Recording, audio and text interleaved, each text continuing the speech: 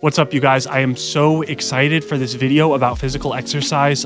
Physical exercise is very close to my heart. I love it. Been doing it for years. It's just had like immense benefits for me. And I realized we haven't done this video yet. We haven't done a video about physical exercise. You know, we've covered keto, we've covered sleep, we've covered some other stuff, but like this is so important. So I'm going to share with you why it's so important in this video, as well as like some tips to help you get started. And then stay tuned until the end, because at the end, I'm going to share my exact routine, my protocol of physical exercise that I do that helps my mental health, that keeps my mood stable, that helps you stay in ketosis. So many benefits. Okay, let's get into it. So why is physical exercise so critical? I'm going to list off just a bunch of reasons straight up, blast right through them, right? So number one, helps you get into ketosis. Yes, physical exercise will help you get into ketosis more easily. Not only that, but it will improve your metabolic flexibility, meaning that it will allow you to transition from burning carbohydrates, burning glucose as fuel,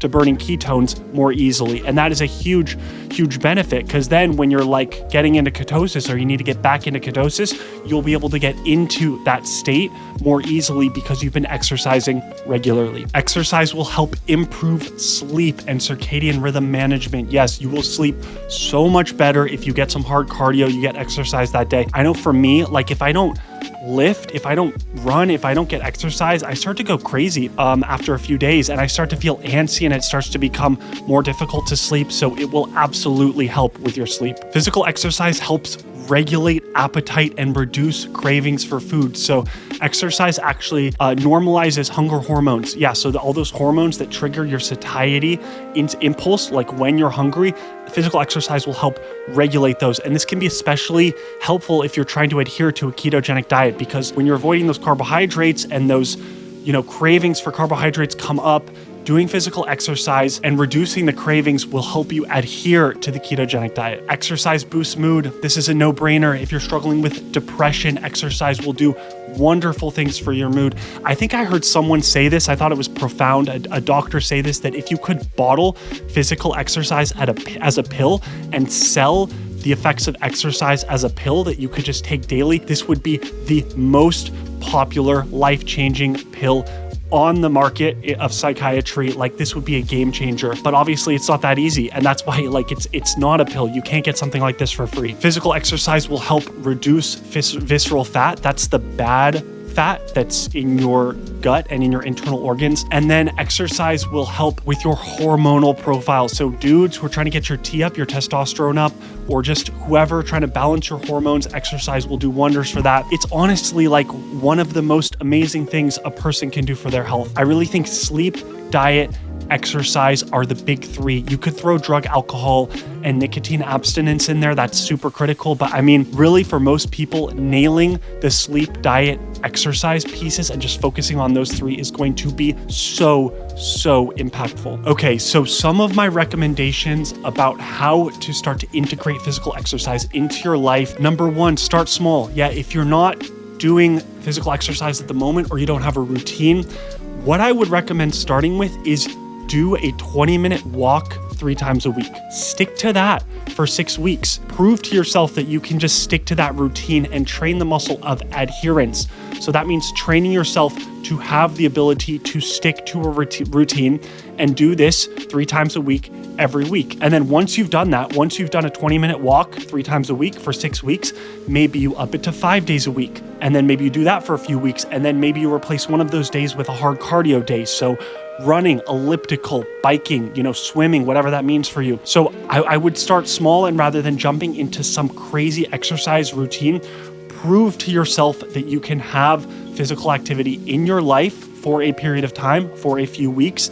Once you've proven to yourself that you can do that, then you can start to up the intensity. In this next section, I'm going to share my routine. This is exactly what I do on a weekly basis to keep my mood up, to keep me in ketosis, and all the other benefits that I talked about. Okay, so my routine is Monday and Friday, weights. Tuesday, Wednesday, Thursday, and Saturday, hard cardiovascular exercise. And then the last day, Sunday, will usually be a hike. Sometimes if it's cloudy like it is today, I'll just do hard cardio on that day as well. but definitely some sort of walking, some sort of like active recovery on that day. Okay, so let's talk about this. So Monday, Friday, weights is a full body weights workout. So I do incline bench or push-ups, something for my chest, shoulder press, something for back, rows or pull-ups, and then some work on the low body, some RDLs, Romanian deadlifts, or squats, or lunges, just full body. Like, I don't go crazy anymore. I don't go super heavy. I push to within 2-3 reps of failure, and just, I make sure to hit my whole body. I make sure to definitely break a sweat and get my heart rate up. And this is usually about 40 minutes, 45 minutes of lifting weights. And then Tuesday, Wednesday, Thursday, Saturday at noon is hard cardio. So these workouts are pretty intense. They're about 35 minutes. I'll share with you the exact protocol that I use for my hard cardio. So it's the 4x4 Nordic, I think it's called the Nordic workout routine, where you go super hard for 4 minutes, take 3 minutes of rest, and then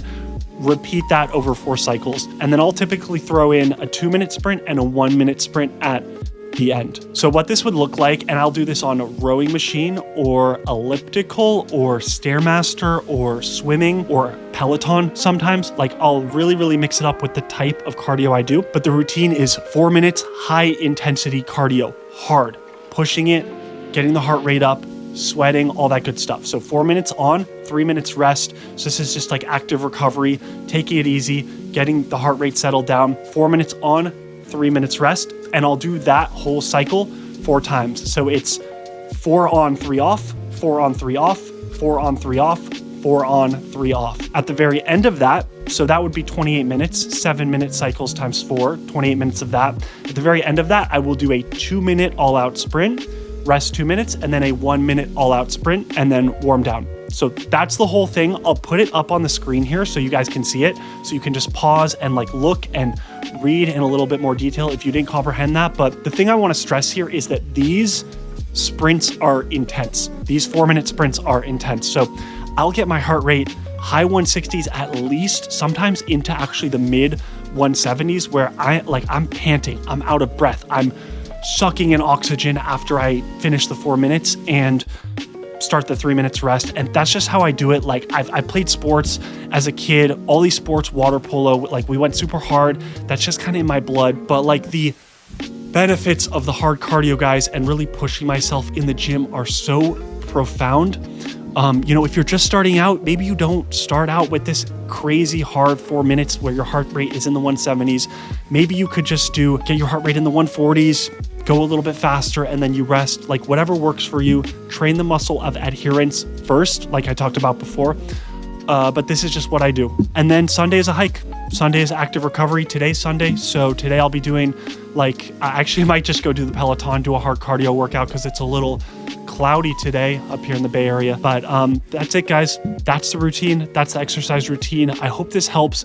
Please, do the exercise as well as the keto diet, right? So do the keto diet, do sleep well, exercise regularly. That's going to be so helpful. The physical exercise will help you get into ketosis, right? That's like one of the main incredible benefits of this. It will help you get into ketosis more easily. And now that I've been tracking my ketones, I always notice after physical exercise, my ketones are way higher than they were before. Okay, that's it, everyone. Make sure to like, subscribe, drop a comment, suggest the video that you'd like me to make next. I really want to do a day in the life video. Hopefully we can get to that in the next week or two. A full day in my life of doing ketogenic therapies, what I eat, my protocol, how I sleep, what I do, my morning sunlight, all of that stuff in a single video. So please subscribe. It helps the algorithm so we can get this message out to as many people as possible. Okay, that's all from me. See y'all soon.